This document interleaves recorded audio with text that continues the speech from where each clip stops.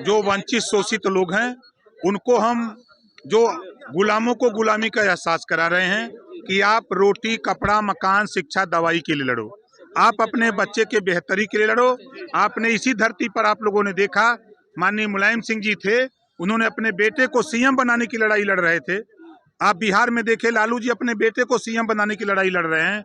आप दिल्ली में देखो, सोनिया गांधी जी अपने बेटे को प्रधानमंत्री बनाने की लड़ाई लड़ रहे हैं। ओम प्रकाश राजभर जो वंचित शोषित है, चाहे वो बंजारा हो, कश्यप हो, पाल हो, प्रजापति हो, नाई हो, गोंड हो, कुम्हार हो, लोहार हो, जुल्हा हो, दुनिया अंसारी हो, साईं हो, दर्जी हो, फकीर हो, कोई वंचित समाज हो, हम उसको हक दिलाने के लिए, हम उसको हक अधिकार दिलाने की लड़ाई लड़ रहे हैं। हमारा मकसद सिर्फ गुलामों को गुलामी का एहसास कराकर हम उनको हक दिलाना चाहते हैं। ना हम अपनी ताकत सपा को दिखा रहे हैं, ना बसपा को दिखा रहे हैं, ना हम भाजपा को दिखा रहे हैं। हम गुलामों को गुलामी का एहसास करा रहे हैं कि आप वोट देते हो, बाबा साहब ने पावर दिया है वोट का, तो इस वोट के बदले आपको शिक्षा मिलनी चाहिए, स्वास्थ्य मिलना चाहिए, रोजगार मिलना चाहिए, आवास मिलना चाहिए, पेंशन मिलना चाहिए।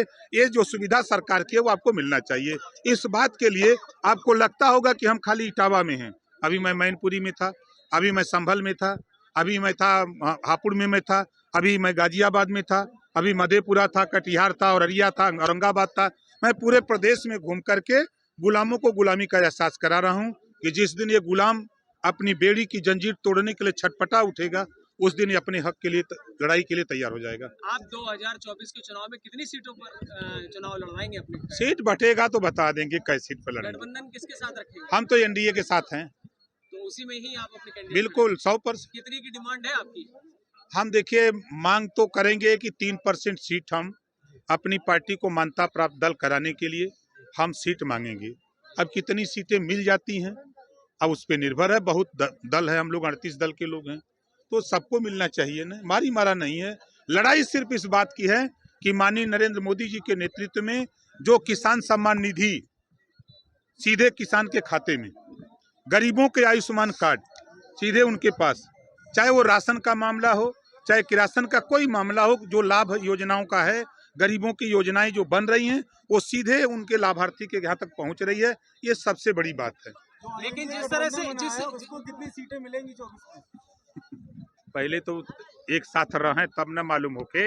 अभी आपने देखा कि समाजवादी पार्टी के नेता मध्य प्रदेश में क्या बोले कि कांग्रेस पार्टी चालू पार्टी है, कांग्रेस पार्टी को वोट मत देना। जब ही हमको धोखा दे दिया तो फिर आपको धोखा देते कितना देर। अब बताओ गठबंधन कैसे होगा।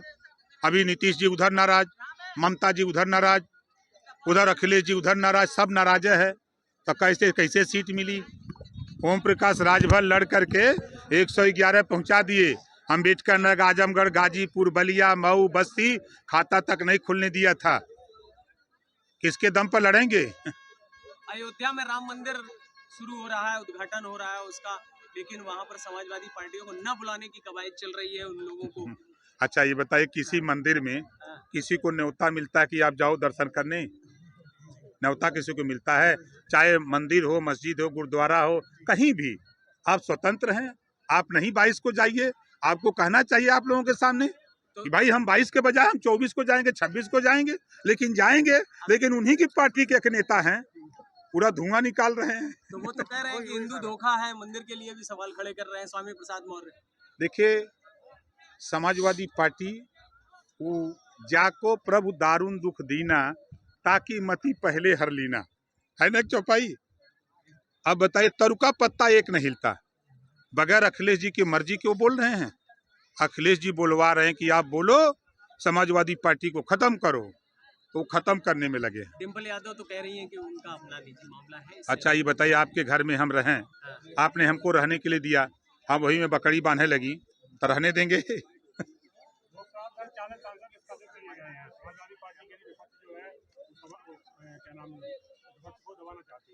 नवासी में निकाले गए थे, तब कौन सा विपक्ष दबाया जा रहा था, याद है आपको? नवासी में भी सांसदों को सदन से बाहर कर दिया गया था, उस पर तो किसी का ध्यान नहीं है। सदन की गरिमा को बनाए रखना स्पीकर का काम होता है। सदन चर्चा के लिए है, और सदन में हंगामा करना, समस्या का अगर निदान चाहते हो तो सदन में चर्चा करो। सरकार अगर चर्चा से भाग रही हो तो आप कहो, आप चर्चा से खुद भाग रहे हो और वहाँ ऐसे हरकत कर रहे हो जिससे स्पीकर को सदन चलाने के लिए कदम उठाना पड़ रहा है।